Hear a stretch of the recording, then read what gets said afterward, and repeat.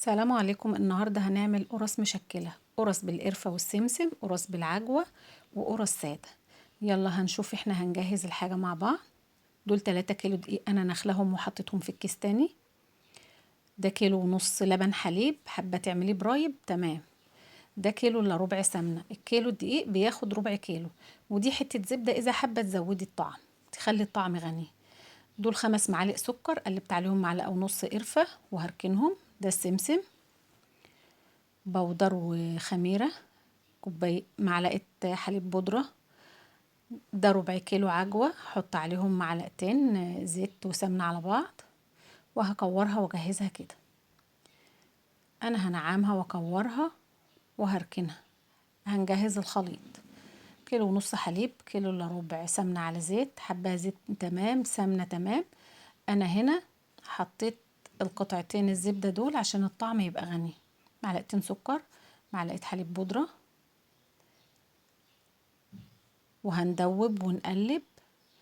ده كيلو 3 كيلو دقيق هنزل بيهم. كيس خميرة، هحط معلقة بيكنج باودر، نص معلقة زي ما حضراتكم شايفين، وهبدأ العجن. هلم العجينة، لازم ألم العجينة واخدمها كويس قوي علشان يديني عجينة ملمسها ناعم.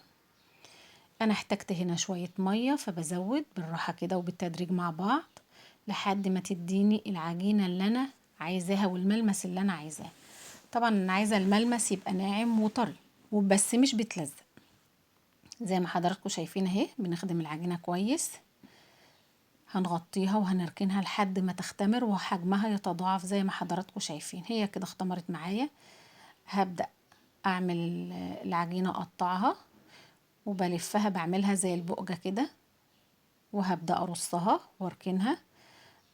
ده سمسم، القرفة بالسكر معايا، وهجيب طبق فيه شوية مية واحط فيها نص معلقة سكر عشان السمسم لما اجي احطه يبقى ايه ماسك في العجينة كويس. هنبدأ نبطط، نحط معلقة السكر بالقرفة، حابة تحطي كتير تحطي شوية، ده طبعا راحتك انتي. هننزل في المية بسكر، وبعدين ننزل في السمسم، وهروح احطها في الصينية وهبدأ ابطط زي ما حضراتكم شايفين. حابة تسيبيها بحجمها كده زي ما هي براحتك. هنعمل قرص بالعجوة. انا قطعت، هبدأ ابطط وافرد، وبحط قطعة العجوة جوه العجينة، وابدأ ألمها برضو زي البقجة زي ما حضراتكم شايفين كده. هبدأ بلمها كويس قوي واقفلها كويس قوي، وبططها زي ما حضراتكم شايفين كده، وابدأ احطها في الصينية. برضو حابة تخليها بالحجم ده براحتك، حابة تفرديها شوية براحتك زي ما تحبي. انا هنا فردتها شوية، وهبدأ اعمل فيها، اخرم فيها بالشوكة زي ما حضراتكم شايفين معايا. ولو حابة تفتحي وشها بالسكينة زي ما تحبي اهو، زي ما حضراتكم شايفين. ما شاء الله كانت عجينة كويسة جدا معايا. وبعد كده دي القرص السادة، هخلص كله مع بعضه وهرص في الصينية. بقى كله جاهز معايا، استوت ما شاء الله. ما تنسوناش في اللايك والشير والاشتراك.